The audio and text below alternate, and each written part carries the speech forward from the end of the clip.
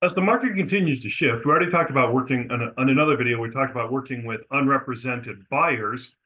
There's an increased likelihood that at some point you're going to be working with unrepresented sellers, commonly known as for sale by owners or the nickname FSBO. So as we move into this market, FSBOs have always been around. They've always been a part of the market. We may see them gain more of a market share. What do I say when working with for sale by owner? What forms do I use? Who am I loyal to? And lastly, how do I find for sale by owners? They are a good resource, a potential resource for properties for buyers you are representing to buy. So let's start with, what do I say to a for sale by owner? As a quick reminder, we're going to be looking at a number of forms. So you may see some more cameos, Joe from legal. As a reminder that there are forms to document what we do. If you see Joe from legal in a little cameo, just kind of wave as you go past and be reminded, we are going to be checking your file to make sure that everything is in there. Working with unrepresented buyers, what do I say? When you call someone who has a for sale by owner home listed, what should you say? Well, as always, you should introduce yourself immediately as an agent from Prime Real Estate Experts, and you're working with buyers who are interested in the seller's home. Do not use this as a bait and switch opportunity to try to pick up a listing. If you have buyers who are legitimately interested in the home, you've provided them information and they would like to see it, then call. Ask about arranging a showing with the buyers, what the seller's requirements are for getting in to see the home, and then ask the seller if the seller would be willing to pay a buyer agent commission. Note, many FSBO listings you see online will already include this kind of information. There are some for sale by owners, sellers who will put specifically, they will not pay an agent commission, or they will not work with a buyer agent, or they'll not work with a seller agent. Note that that's going to be in there. Your buyer, of course, needs to be aware of this as they make choices moving forward as to if they're going to work with this potential purchase on how they're going to make sure that your agent compensation is paid. So next, if the seller is not offering a buyer commission and your buyer chooses to write an offer, your buyer needs to be reminded that it will be their responsibility to pay that commission at closing. So let's look at some scenarios. If the seller is offering a buyer commission, ask what the offer commission amount is. If the amount is equal to what you're already under contract for, then inform the buyer of this, and that there's an additional form that will be attached to the buyer's offer that will document that that agreement has been made. If the seller is offering a compensation and it is less than the amount the buyer is under contract to pay, then inform the buyer of this and inform the buyer that they have a couple of opportunities.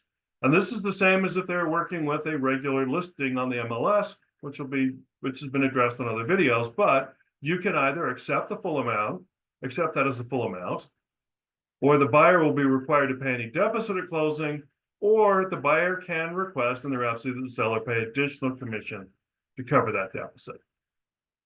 So that's what your buyer needs to understand, the situation they're going to be in. Now, if the seller is offering a buyer commission, use the for sale by owner commission agreement and agency disclosure. This is an approved form from the UAR for use with the REPC.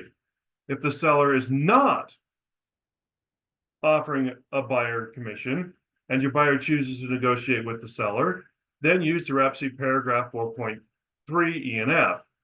If the seller is choosing a commission and there is a deficit and your buyer wishes to negotiate with the seller to pay the deficit, then you can use both forms.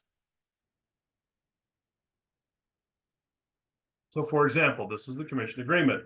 This commission agreement is entered into on this date between the company, Prime Real Estate Experts, including the agent you, and the seller, and for the real property, the seller owned by the property described as the property address, and then the amount, either a dollar amount or percentage of acquisition price, if the seller accepts the offer from your buyer. The seller needs to then understand and read through this and recognize that you can put in a protection period, that if this buyer comes back later and works with them, the seller could be required for that, to pay that. Important paragraph that the seller needs to understand is that by signing this, they are not entering in an agency relationship with prime real estate experts or you as the agent.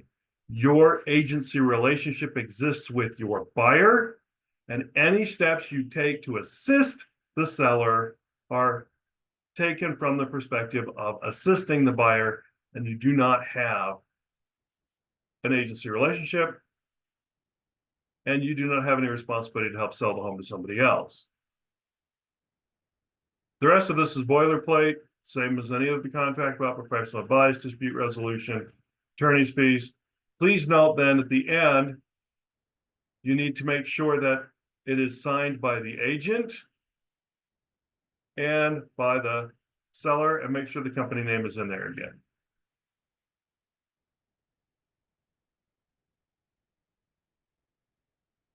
Now, if you're going to negotiate anything through paragraph 4.3 of the REPC, please note that they are working on the formatting. They are aware that there's a gap here. You need to mark if they're going to be paying an additional percentage of purchase price or a specific dollar amount is applicable.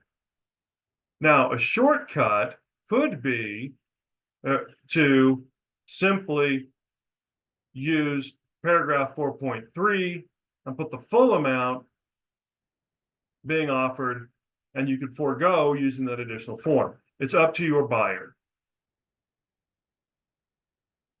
So to clarify that, to reiterate that, the traditional process has been to use the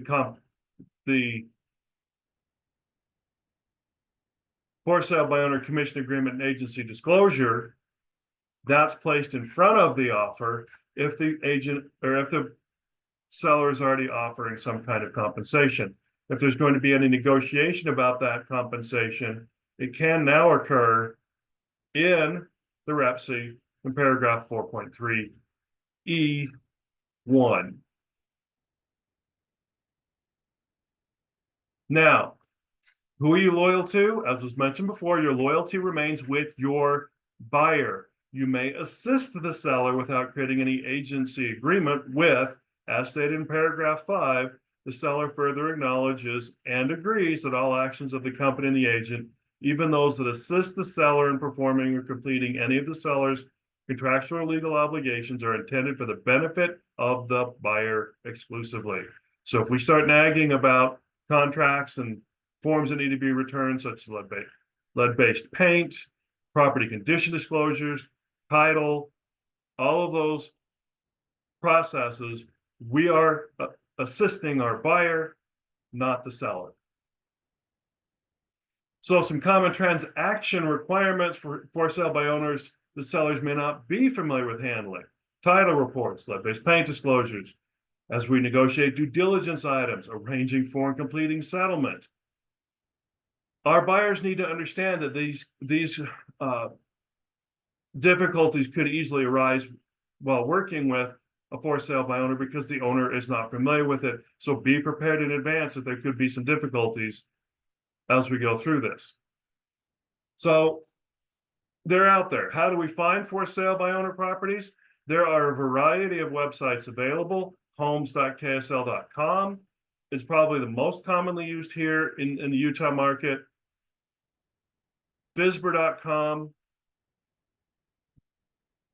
ForSaleByOwner.com, and the aptly named FSBO.com. All of these require that the owner actually enter the property information into the website for others to sources to see it, and consequently, you need to know if you're looking at those, they may not have always removed it in time. The same also goes for there are portions of Zillow and Trulia that do include spaces for sellers to put for sale by owner properties up, but they may not always have been pulled down once the property is completed, the sale process. So this is a resource. This is a portion of the market available to work with your buyers. Your buyers need to simply recognize that there could be some unique circumstances where the seller on the other side is not always familiar with all of the steps, and that you will be representing them all the way through. You may be assisting the for sale by owner with some of the steps, but you do not represent that seller in any way, and that your loyalty will always be to your buyer as they look through these properties and define them. So as always, if you have any questions, please ask and take advantage of this area of the market. It could be growing as the market continues to change.